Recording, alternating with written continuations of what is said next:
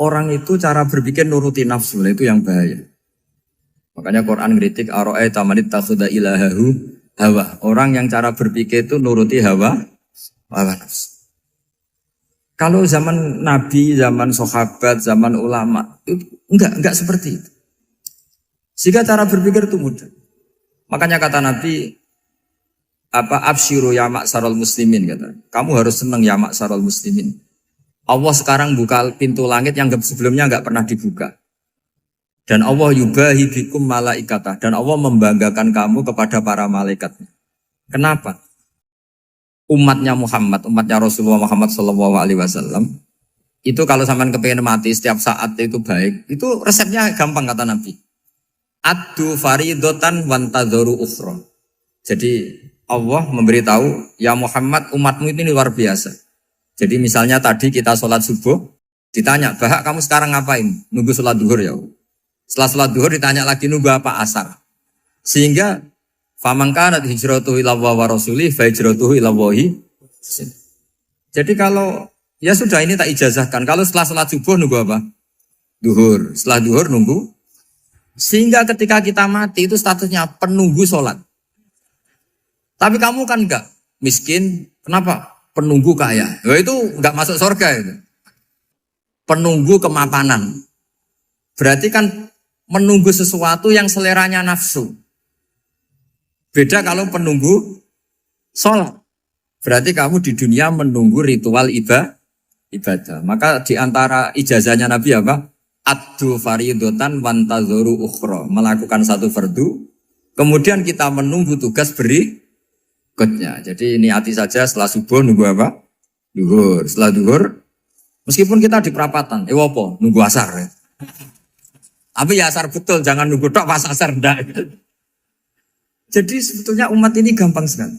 Jadi di antara kebanggaan Allah, yubahi itu Allah bangga dengan malaikatnya adalah umat ini adalah addu faridotan wantadzoru ukhra, melakukan satu fardu kemudian menunggu fardu yang lain. Dari mengkhidmati kampus, ingin mengkhidmati masyarakat, dari satu masyarakat lokal Semarang menjadi sampai sekarang sampai Banjarmasin, Unisula mau bikin kampus di sana terus gitu. Dari satu tugas ke tugas yang lain. Makanya Islam diajarkan setelah satu tugas selesai, faida faruhtafan sok. Jadi sehingga hidup kita itu dinamis. Dari satu kebaikan menunggu kebaikan lain, dari satu kebaikan menunggu. Sehingga hidup kita ngapain? Nunggu satu kebaikan. Ini sudah masuk faman kanat hijratuhu ila Allah wa rasulih, fa hijratuhu ila Allah wa rasulih. Sehingga bayangkan kalau kita direkam Allah. Gusti kula ampun mati nak dereng sugih. Wis melarat puluhan tahun, sakit, nunggu sesuatu sing sifatnya nafsu, kepengin sugih. Sugih tok jak cukup. Tahu buruh wong sing tahu ngenyek ndekne lho, itu kan urung-urung wis dendam. Saya belum mau mati sebelum kaya dan buruhkan orang yang pernah melecehkan saya. Wis ngono akhirnya mati urung sugih. Berarti wis fakir matine hasud. Mau itu ngenes dunia akhirat kan kira-kira seperti itu. Kamu santai aja kalau fakir berarti meringankan hisab karena ada banyak harta. Yang mau dihisab papanya enggak punya apa-apa. Jadi saya mohon sekali ya, Islam itu mengawal kebahagiaan. Sebab itu sampai bahagia itu menjadi perintah Islam, qul bi fadlillah wa bi rahmati fa bidzalika falyafrahu. Karena dengan bahagia bi taat diharapkan orang Islam itu tidak bahagia atau cari kesenangan lewat jalur maksiat. Sehingga ciri utama wali apa? Ala inna awliya Allahi la khaufun alaihim walahum yahzanun. Sehingga ulama dulu itu rileks-rileksnya. Termasuk yang saya ceritakan tadi, Imam Ahmad, Imam Syafi'i. Itu melihat apa saja rileks. Ya tadi kalau disenangi orang ya barokah, punya kawan kebaikan. Nak dineng ya barokah dineng di gedingi tonggo rada utang, ngeranjuk tulung gitu. Jadi rileks saja. Masyhur itu Imam Syafi'i ngendikan waman asaa ilaika faqat atlakoka. Orang yang berbuat buruk sama kamu, hakikatnya adalah membebaskan kamu. Atlako itu apa? Membebaskan. Enak gak jadi hidup gitu? Kalau kamu kan enggak, kok gedeng aku salahku apa? Malah kamu ujub tuh, orang kok gak tahu salahnya. Kamu jadi suami, istrinya ngomel, kurang apa saya sebagai suami? Ya kurang banyak, enggak ganteng, enggak kaya, enggak ini. Malah kalau diterangkan malah parah toh. Ya sudah rileks saja. Kalau dia ngomel ya tadi, alhamdulillah dapat pahala tanpa apa? Biaya. Terus ngomel kan butuh energi, paling yang tidak kuat 3 jam. Nanti juga berhenti apa? Terus ambil nilai positifnya. Misalnya ngomel sama suaminya, bagus lah. Kalau ngomel sama tetangga malah kayak apa gitu aja udah. Jadi ulama dulu itu gampang sekali melihat melihat hidup. Rasulullah ya gitu, melihat hidup tuh gampang saja. Ketika tanya, ya Aisyah apa ada sarapan? Tidak ada ya Rasulullah, ya sudah saya tak puasa. Jadi enteng saja. Kadang-kadang beliau ingin puasa, ya puasa sunat, ada sarapan nggak jadi puasa. Rileks. Nabi itu rileks. Kalau ngajari kebaikan juga rileks. Nah sekarang itu banyak orang yang karena mungkin kurang baca, Islam tuh kayak menjadi aturan yang bengis, yang repot, yang mengekang. Itu tidak seperti itu. Yuridu wa bikumul yusra wala yuridu bikumul usra. Allah menghendaki agama ini mudah. Sehingga ada sahabat di Imami Mu'ad itu baca Baqarah. Sahabat ini pekerja petani, mufarokoh ditinggal. Ketika Mu'ad lapor, ya Rasulullah ini ada orang munafik, tengah-tengah sholat mufarokoh saya ditinggal. Yang disalahin itu tidak yang ninggal tapi Mu'ad. Afattanun anta ya Mu'ad, kami itu tukang fitnah. Masa ngimami petani pakai surat Baqarah? Jadi yang disalahkan ini imamnya. Kalau kamu jadi imam, sholatnya ya yang cepat. Makanya terus banyak orang kecepatan karena tadi. Jadi Nabi itu enteng sekali. Jadi apa ya, Nabi itu beda dengan yang kita bayangkan beda. Nabi pernah ngaji di masjid, kemudian ada tetangga lewat pakai cangkul ke kebun. Semua sahabat gerutu. Ini orang tidak benar, ada Nabi ngaji ditinggal saja ke kebun, tidak ikut ngaji. Jawabannya Nabi tidak, itu bagus, itu ikut sunnah saya. Kenapa ya Rasulullah? Dia kerjanya nyari halal. Dan untuk menghidupi keluarganya itu juga ajaran saya. Sehingga yang ngaji ya ajarannya Nabi, yang enggak ngaji karena kerja mencukupi keluarga juga ajarannya Nabi. Segampang itu. Oh, kalau kayaknya kamu kan, wes gak roh akhlak kan gitu. Nabi rileks saja Nabi. Sampai bisa lihat itu di Ihya, di bab Fadhailul Kasbi. Makanya ini penting sekali supaya orang itu berpikir Islam atau mendakwakan Islam itu berdasar sanad ya yang muttasil yang pernah dilakukan Rasulullah SAW. Sesuatu yang dilarang Allah itu pasti madhar. Maka untuk melarang seseorang bergantung sama narkoba misalnya atau hal-hal yang bahaya pada fisik, itu satu tentu bagi ahlullah, tentu karena takut Allah. Tapi banyak masyarakat yang memang benar-benar bisa meninggalkan narkoba karena efek buruknya ganja. Bahwa itu mengakibatkan sakau, mengakibatkan tidak sadarkan diri, mengakibatkan kebangkrutan ekonomi macam-macam. Sehingga mereka benar-benar benci sama yang namanya narkoba. Jadi di antara manhajul Quran itu kalau mentakbih, memburuk-burukkan maksiat itu mesti dikritik innahu kana fahisyah. Innahu kana fahisyata wa maqta wa sa'a sabila. Innahu kana fahisyata wa sa'a sabila. Diulang beberapa kali.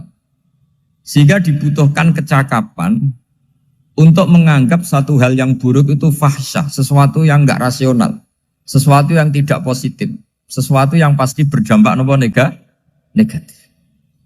Sehingga kalau misalnya tadi dibacakan oleh Qori, kuntum khaira ummatin ukhrijat linnasi ta'muruna bil ma'ruf wa tanhauna 'anil munkar.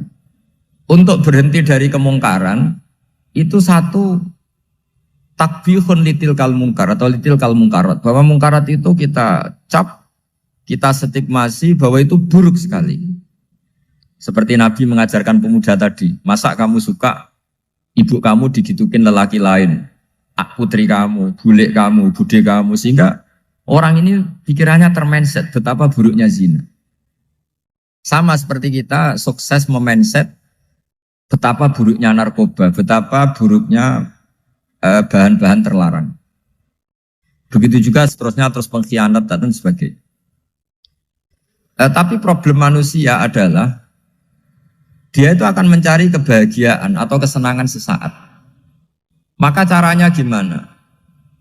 Keinginan senang lewat maksiat ini dilawan dengan nyaman dengan taat. Saya ulang lagi, nyaman dengan taat. Sehingga ulama dulu punya kalimatul munajat, artinya kalimat hubungan pribadi sama Allah yang menjadikan orang itu nyaman. Dan ini yang diajarkan kitab-kitab tasawuf. Kitab tasawuf itu sukses mengajarkan melihat alam raya ini semuanya nyaman, termasuk yang mengecewakan. Itu dianggap nyaman. Saya berkali-kali mengajarkan ilmu ini karena ini musalsal ila Rasulillah SAW. Itu pernah suatu saat Imam Ahmad itu dipanggil sama tetangganya, anak muda. Tentu Imam Ahmad ini orang yang sangat soleh, sangat waroi, sangat tunduk sama perintahnya Allah dan Rasul. Pemuda tadi manggil, ya Ahmad, datang ke rumah saya. Imam Ahmad datang. Setelah sampai ke pemuda tadi, sudah pulang lagi, saya tidak butuh kamu. Pulang lagi. Setelah sampai rumah dipanggil lagi, ya Ahmad, datang lagi. Datang lagi. Oh, saya tidak jadi butuh, pulang lagi. Sampai 3 kali. Dan itu perangai ekspresi Imam Ahmad itu atau ulama lain yang sesoleh beliau itu nyaman, indah.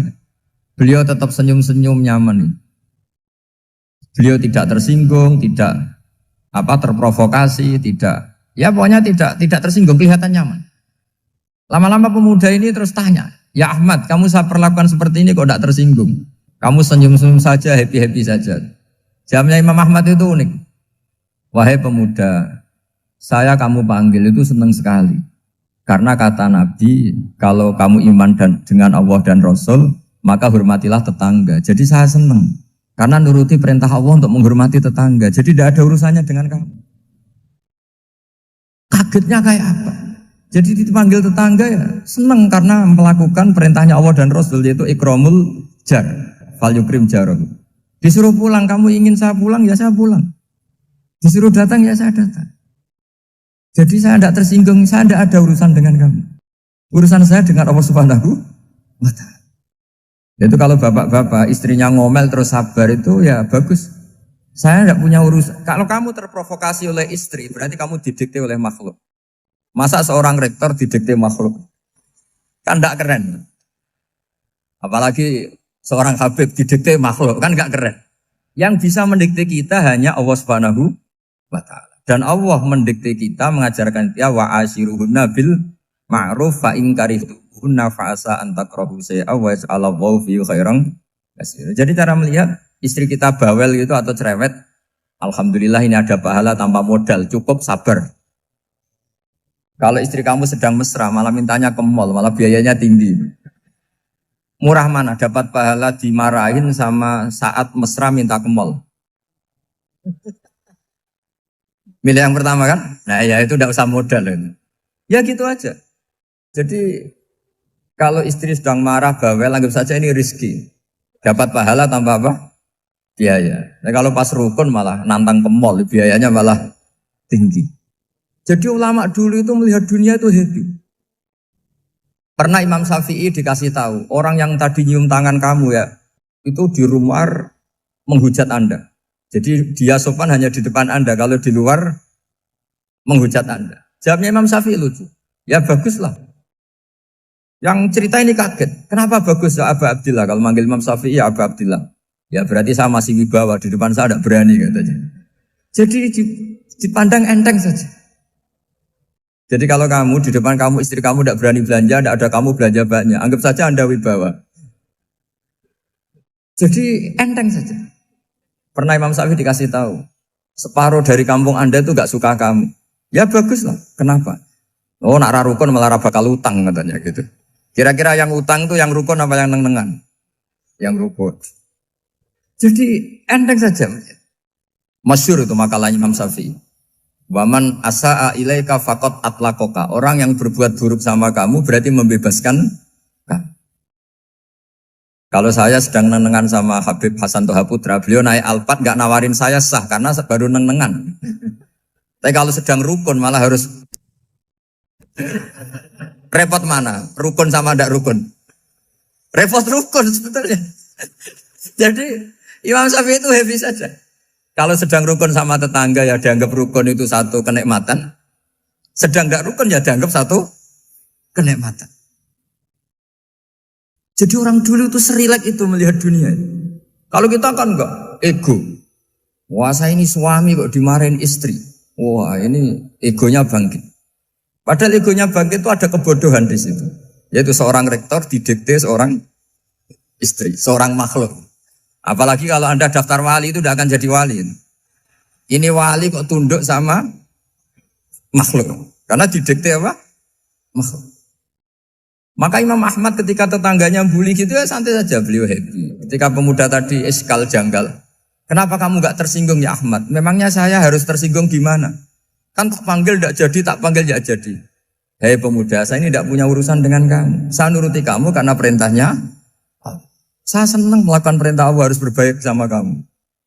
Sampai 3 kali. Ajarkan Muhammad atau katakan Muhammad pada umatmu. Sebaiknya atau seharusnya mereka hanya gembira dengan melihat fadlnya Allah dan rahmatnya Allah. Ini harus kita pahami mulai dari konstruksi yang paling pokok, yaitu akidah. 2 ahwal. Ahwal itu 1 perilaku sosial. 3 mutamimat, sesuatu yang tidak pokok, tapi kita butuhkan dalam mengawal hidup ini. Saya beri contoh, itu sampai maksiat, itu karena cari kesenangan. Misalnya baru penat itu, ingin seneng, ada orang yang macam-macam lah, ingin melihat maksiat, apa itu pornografi, apa nyabu, apa macam-macam. Itu sebetulnya agama punya konsep yang luar biasa, yaitu seharusnya seseorang itu gembira. Gembira dengan ketaatan. Lalu pertanyaannya caranya gembira gimana? Gembira itu mudah.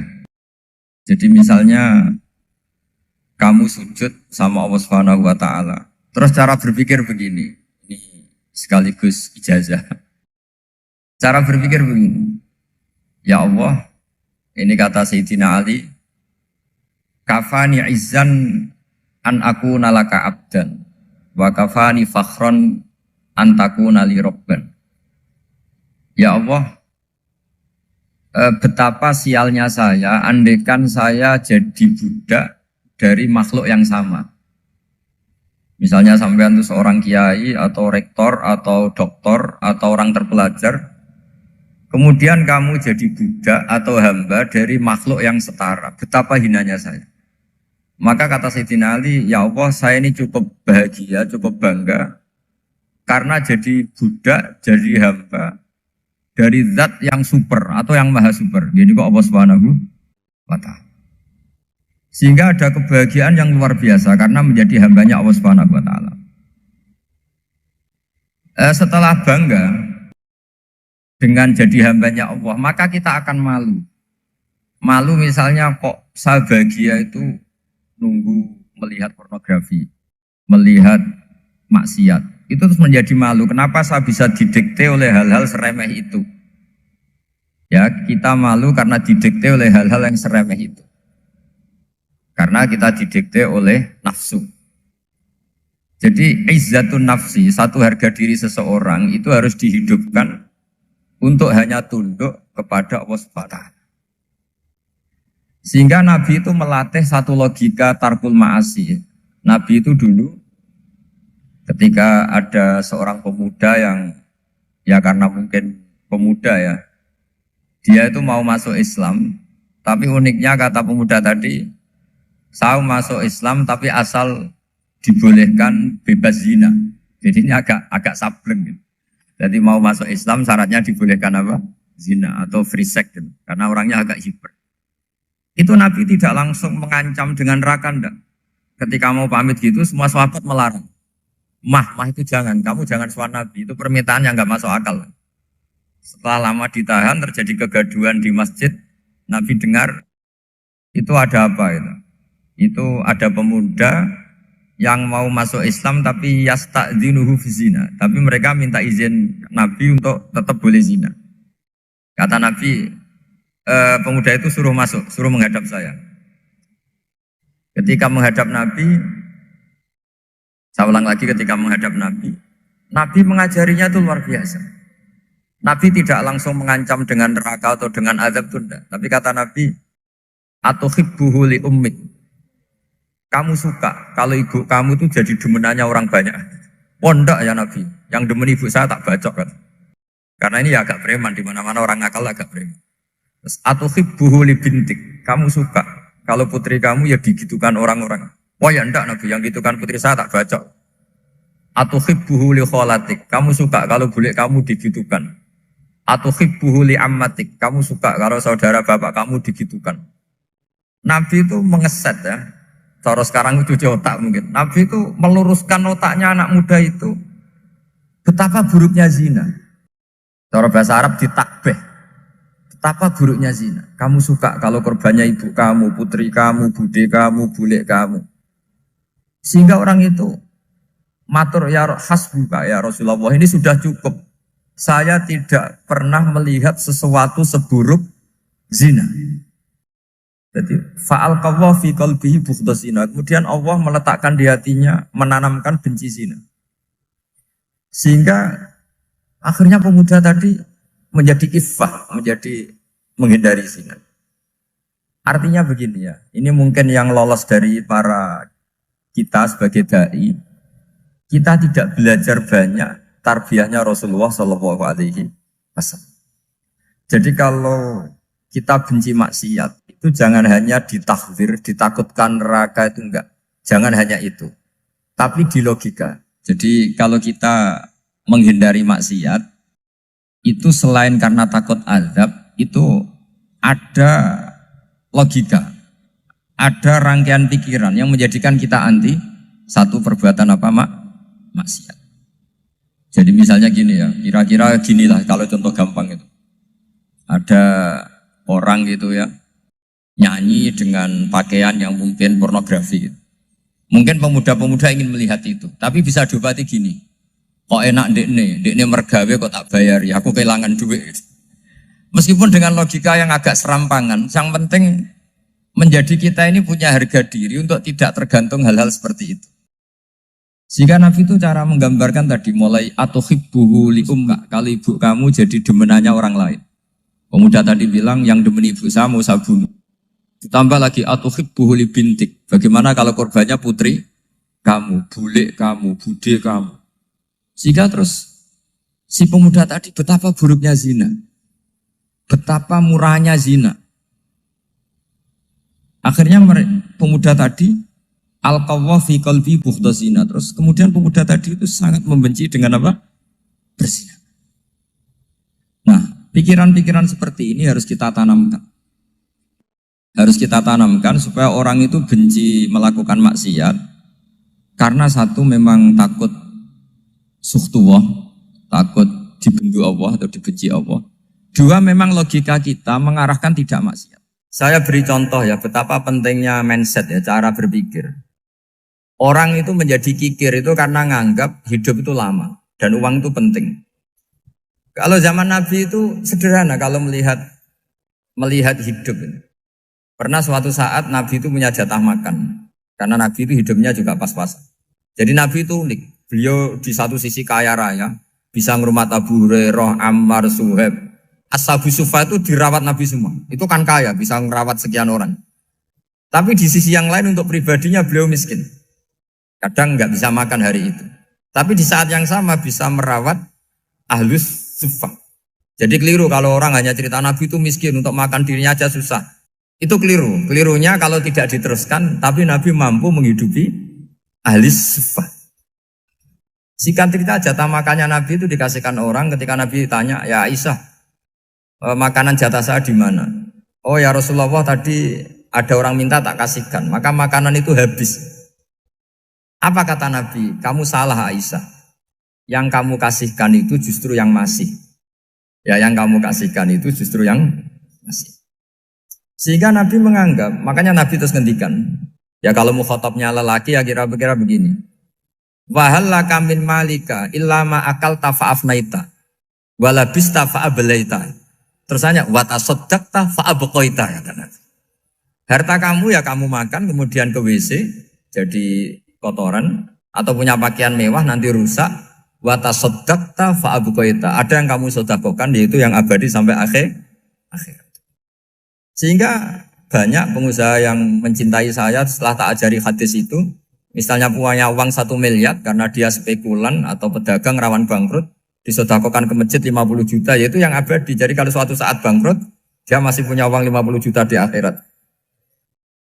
Jadi Nabi itu mengajari sedekah itu apa? Ya sedekah itu pengabadian uang. Kalau kita kan enggak, bilang sedekah itu nguras uang. Itu pikirannya setan, dan pikirannya orang Islam. Itu cara berpikir setan, bukan cara berpikir umat apa? Sehingga Sayyid Ali Zainal Abidin itu kalau ada orang minta, kemudian beliau ngasih, itu beliau bilang gini, marhaban biman hamala zati ilal akhirah.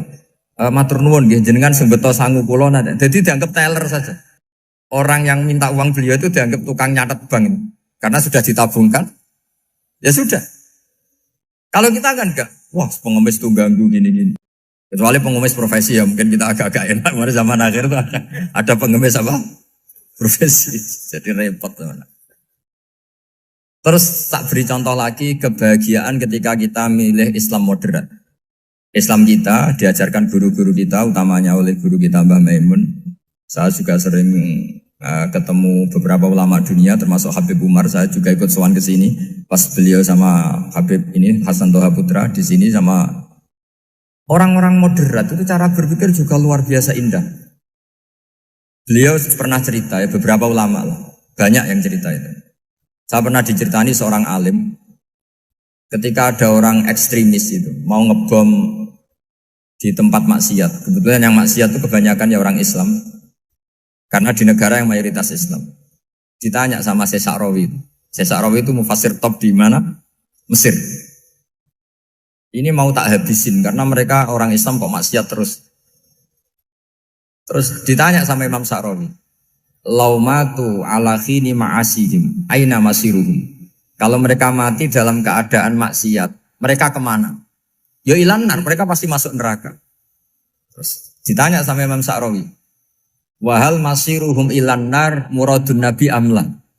Punya umat maksiat kemudian mati masuk neraka. Itu yang diinginkan Nabi apa enggak? Ya tidak aja. Ya sudah, enggak usah dibom, ditunggu tobatnya kata. Karena kalau mati dalam keadaan itu ke neraka dan itu tidak yang diinginkan Rasulullah Sallallahu Alaihi Wasallam. Terus ekstremis ini menjadi tobat, tidak berpikir ekstremis Mas. Jadi orang itu harus berpikir mindset yang baik. Meskipun kadang berpikir baik itu ya agak-agak kacau. Ada seorang wali majdzub, itu kalau berdoa agak kacau, tapi gak bisa dibantah. Masyhur itu doa itu. Ini sekaligus ijazah, tapi kalau sebelum wali gak boleh. Itu datang ke makamnya Rasulullah SAW. Terus doanya itu begini. Ya Allah, sekarang terserah engkau. Ya Allah, sekarang terserah engkau. Jika saya kamu jadikan orang soleh, jika saya engkau jadikan orang soleh, maka surra habibuk, maka kekasihmu ini senang. Yang susah musuhmu yaitu setan. Tapi kalau engkau menjadikan saya orang fasik, maka yang susah kekasihmu, yang senang musuhmu. Jangan punya dua pilihan itu. Wah itu kan doa tapi kayak teror itu. Ya jadi berdoa di Raudhah. Wah itu pasti mandi itu karena agak-agak maksa Tuhan itu. Ya Allah, engkau punya dua pilihan. Jika saya jadi orang soleh, maka kekasihmu ini senang. Musuhmu yang susah, yaitu setan. Tapi jika saya jadi orang fasik, maka musuhmu yang senang, kekasihmu yang susah. Mohon terserah jenengan, mau menyenangkan kekasihmu, apa menyenangkan musuhmu? Gitu. Kira-kira gimana? Kalau tertarik boleh doa itu dipraktekkan. Tapi kayaknya kalau copy paste itu gak keren, apa? Jadi dulu orang itu muamalah sama Allah dan Rasul itu rileks. Rileks itu nyaman karena ya tadi qul bi fadlillah wa bi rahmati fa bidzalika falyafrah. Sehingga Imam Izzuddin bin Abdissalam itu ngendikan innalladzina yarmunal muhsanatil ghafilat. Di antara kebaikannya ibu-ibu atau mbak-mbak ini harus berstatus ghafilat. Perempuan-perempuan pelupa. Ghafilat itu pelupa. Pelupa dari kenikmatan maksiat sehingga mereka in dengan taat. Misalnya ada ibu-ibu atau mbak-mbak atau juga bapak-bapak tahajud, kemudian nyaman dengan tahajud itu. Kira-kira terbersit enggak ingin maksiat? Enggak kan, karena sudah nyaman dengan tahajud, dengan taat. Maka dibutuhkan kenyamanan dalam beribadah. Sebab itu ala bidzikrillahi tatmainnul qulub. Makanya saya termasuk kiai yang setiap ngaji itu happy, seneng. Karena ini untuk kampanye, seneng dengan ngaji, dengan taat itu sudah luar biasa. Kayak apa kalau mereka senengnya kalau nunggu melakukan maksiat. Jadi termasuk bentuk perlawanan kita terhadap maksiat adalah usahakan kamu tuh bahagia, senang dengan taat. Istiqnas billah, mu'anasah billah, farah billah, itmi'nan tumaknina billah. Sehingga ini mencukupkan kita tidak berkebutuhan maksiat. Meskipun kita ya manusia, pasti suatu saat atau sudah pernah maksiat. Serasa diceritakan lah, itu mesti gitu. Lah orang-orang dulu itu orang yang sukses mengelola bahagia ma'allah wa billah walillah. Jika wali-wali dulu itu jadi wali itu tidak mesti karena ibadahnya banyak, itu tidak. Mereka orang yang ibadahnya itu biasa. Biasa-biasa sekali. Ulama-ulama dulu ibadahnya biasa sekali. Tapi qulubuhum ma'allah, hatinya itu ma'allah. Itu ada seorang wali itu jadi wali, Umar bin Abdul Aziz yang dikenal khamisul khulafa. Khamisul khulafa. Di luar khulafa Rasyidin 4, di antara yang soleh adalah siapa? Umar bin Abdul Aziz. Itu ketika mau meninggal, itu senangnya bukan main. Itu semuanya nangis, beliau senang. Terus tanya, kenapa kamu senang? Memangnya saya kalau mati itu kemana aja? Ila khairi madhubin ilah, ke zat terbaik. Dibang urip mbek kowe bulet atau mbek arhamur rahimin kan. Yaitu Allah Subhanahu. Jalaluddin Ar-Rumi ketika mau meninggal itu muridnya nangis semua, beliau marah. Kamu harusnya pesta karena saya mau ketemu kekasih saya, malah kamu tangisi, goblok sekali kamu katanya. Jadi orang-orang dulu itu luar biasa. Karena tadi mereka tidak ingin ketemu Allah itu dianggap problem. Harus sesuatu yang membahagiakan. Makanya wali-wali itu kalau berdoa begini. Wa khairu ayyami yauman alqa fih, dan jadikan hari terbaikku adalah hari ketika saya ketemu engkau ya. Pernah dengar doa itu? Wa khairu ayyami yauman alqa fih, dan hari terbaikku adalah hari saat ketemu engkau. Aman kan enggak? Sampai mati ku wedi. Saya tidak tahu wedi dosa apa wedi Israel apa wedi malaikat siapa? Mungkar Nakir. Sebenarnya tidak perlu seperti itu. Karena cara pandang Nabi itu ini bisa dipraktekkan. Kalau kamu orang baik, mati artinya apa? Ya baik. Karena husnul khotimah.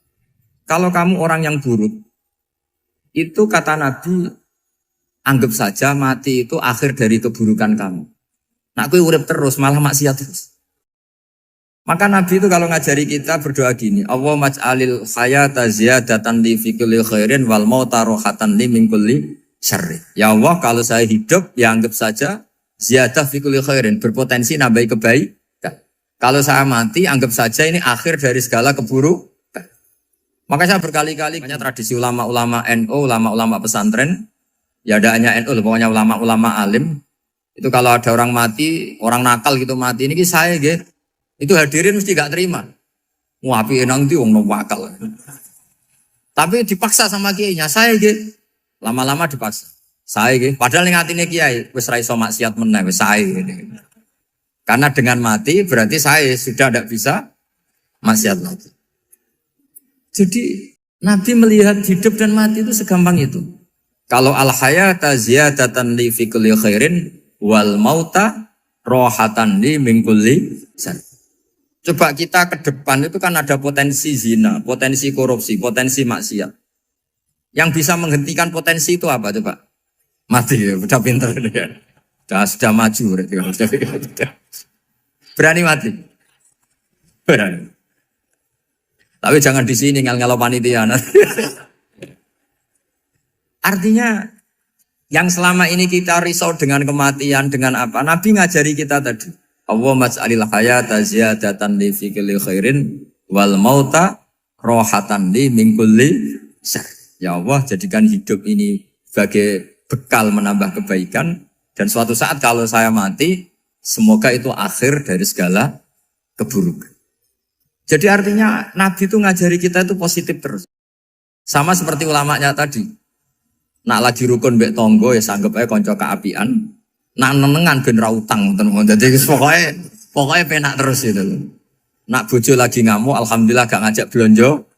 Nak pas rukun ya alhamdulillah kok lagi rukun. Jadi gampang semua. Makanya ada seorang alim itu ngendikan begini, ada yang tanya.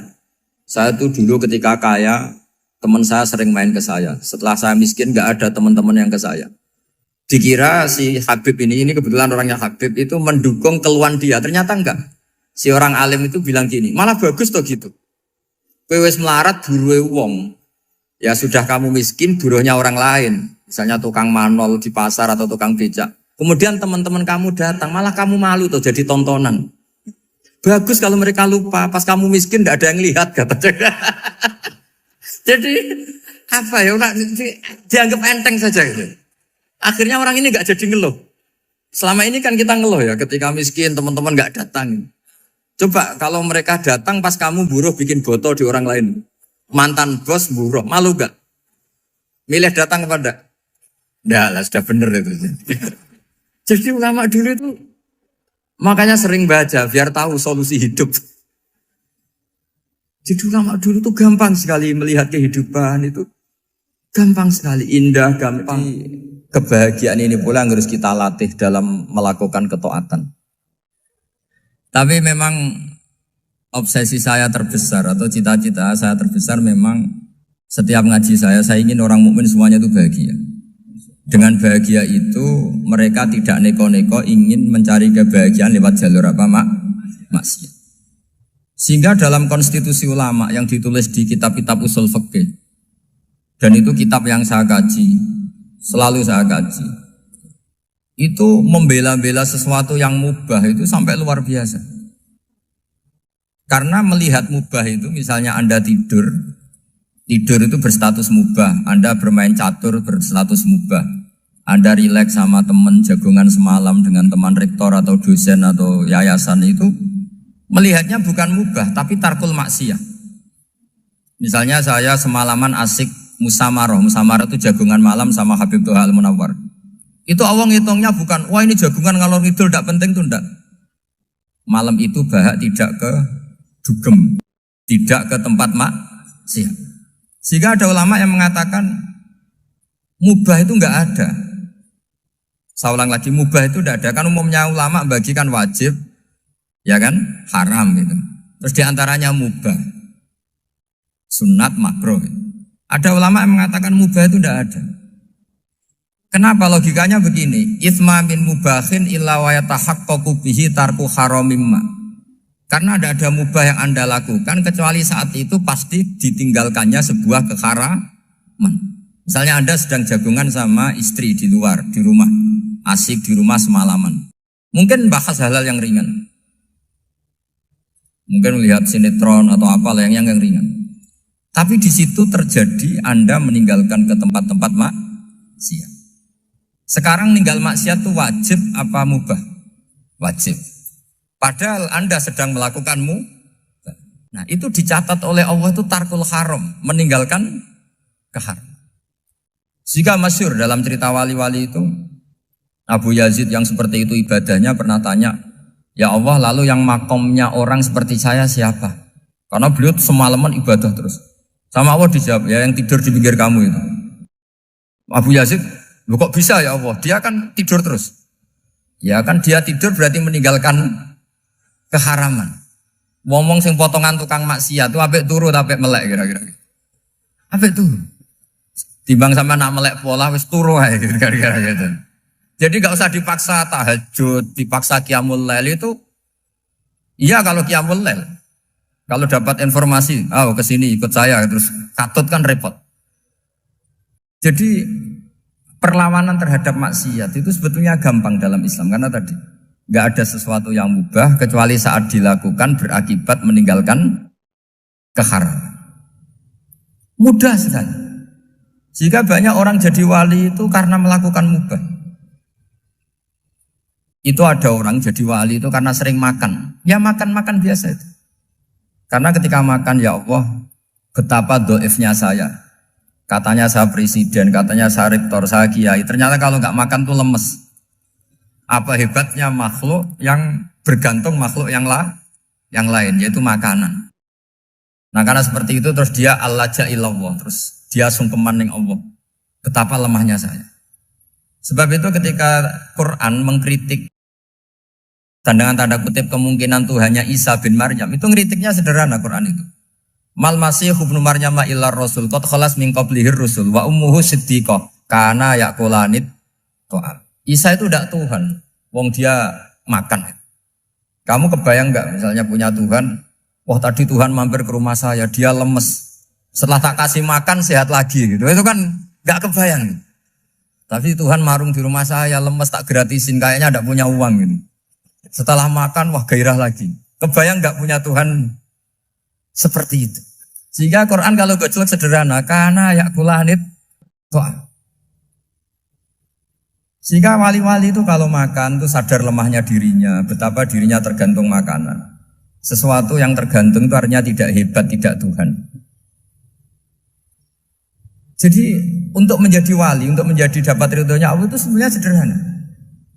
Termasuk ada cara jadi wali yang agak kacau, tapi ini ya benar, asal niatnya benar. Misalnya Unisula besar, ya kurang besar lagi. Kita sudah punya uang, kurang banyak uang lagi. Itu Nabi Ayub, itu kan seorang nabi. Pernah diuji Allah, ini ada di Sahih Bukhari. Nanti kamu tanya, hadisnya Sahih enggak? Ini ada di Sahih Bukhari. Kadang orang kota itu aneh. Enggak ahli hadis tapi tanya, Sahih enggak? Padahal andai kan dibodohi Sahih, ya ngandel saja.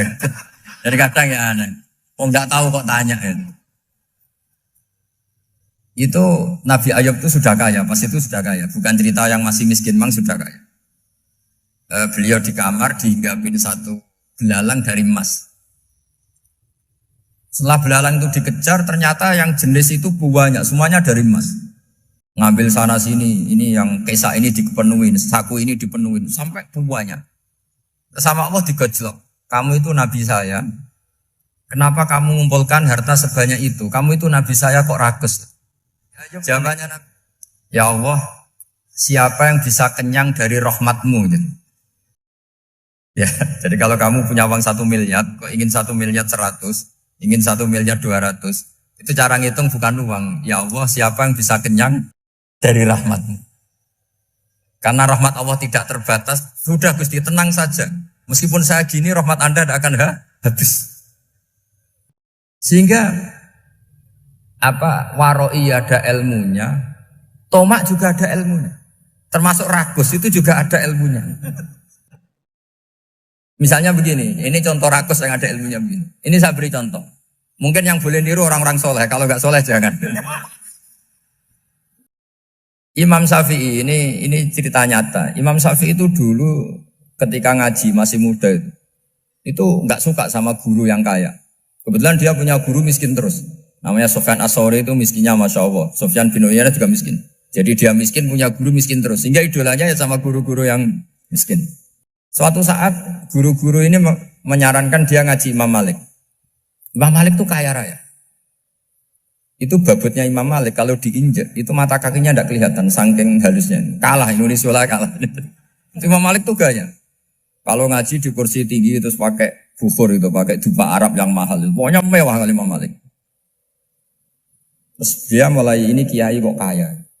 Kemudian setelah beliau alim tanya, saya harus ngaji siapa setelah ilmu jenengan habis kira-kira gitu. Kata Imam Malik, sudah kamu tidak usah perlu ngaji saya, kamu sudah alim alama.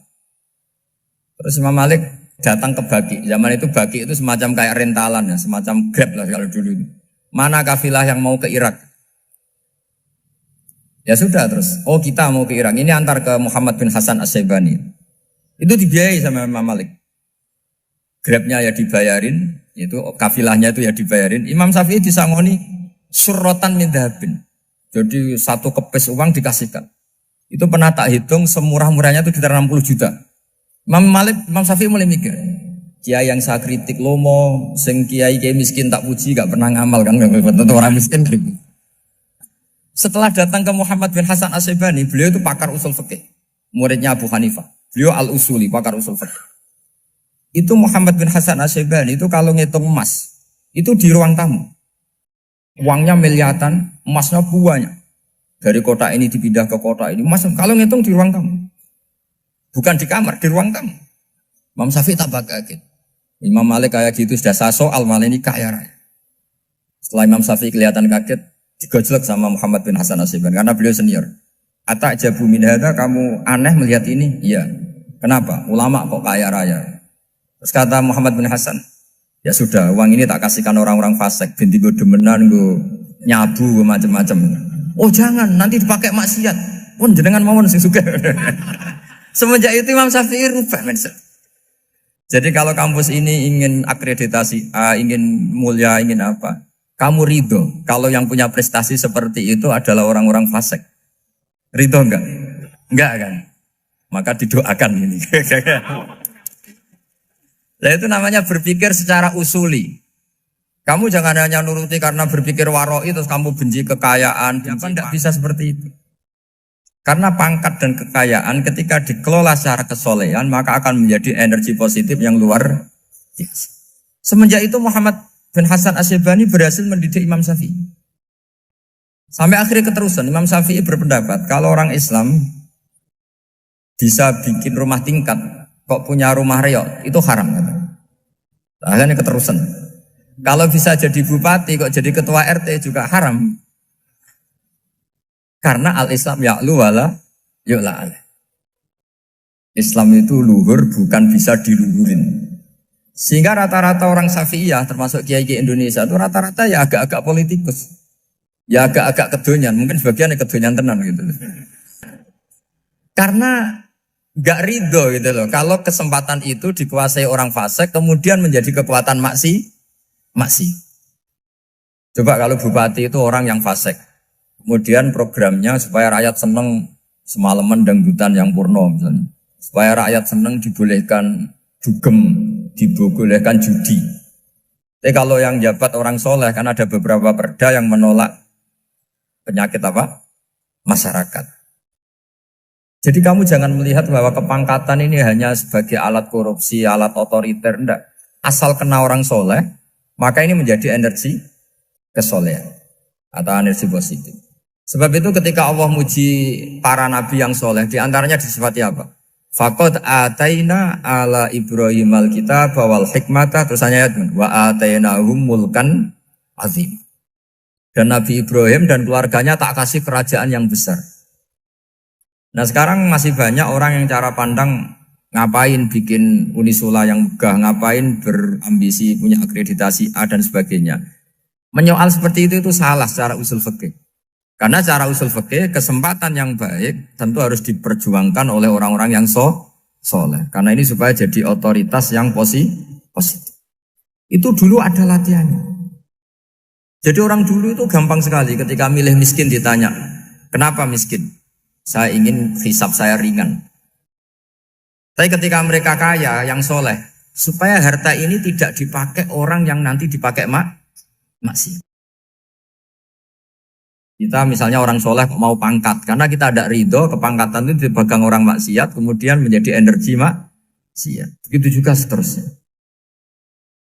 Maka ulama dulu itu rileks. Sampai Nawawi Al-Bantani itu nanti bisa dicek di tafsir. Qul hal yastawil ladzina ya'lamuna wal ladzina la ya'lamun. Beliau muji-muji ulama. Kemudian ada seorang yang agak hasut mungkin. Tanya begini. Hebatnya ulama itu begini-begini. Terus ditanya, tapi kenapa kita sering melihat ulama ngantri proposal di rumahnya bupati? Kan? Sementara bupati nggak pernah datang ke ulama ngaji ihya. Jawabannya Imam Nawawi itu unik. Ya karena ulama itu tahu gunanya uang, sehingga nyari uang untuk pondok, untuk masjid. Sementara bupatinya tidak tahu gunanya ilmu, maka tidak pernah ngaji. Jadi ya ringan saja. Jadi ya sudah seperti itu. Jadi kalau ada ulama kedonyan, anggap saja karena tahu gunanya uang. Jadi kenapa ulama ngantri di kabupaten, bukan bupati ngantri di ulama? Jawabannya, karena ulama tahu gunanya uang. Sementara bupatinya nggak tahu gunanya ilmu. Ya, kira-kira gitu lah. Ada ustadz tidak ganteng, kesensem rondo cantik, karena tahu gunanya ustadz itu. Artinya tahu gunanya kalau saya nikah nanti punya anak jadi gus, karena kan dia kiai gitu. Tapi rondone raro gunanya dia karena miskin gitu. Jadi ulama dulu itu rileks. Rileks menafsirkan apa saja itu rileks, termasuk saat terpojok. Itu rileks. Karena semuanya dianalisis pakai ilmu. Sehingga ciri utama wali itu apa? Ala inna awliya Allahi la khaufun alaihim walahum yahzanun. Enggak ada rasa takut, enggak ada rasa gampang. Karena melihat sesuatu itu gampang saja. Saya ulang lagi, melihat sesuatu itu gampang saja, ringan. Semoga barokah. Assalamualaikum warahmatullahi wabarakatuh.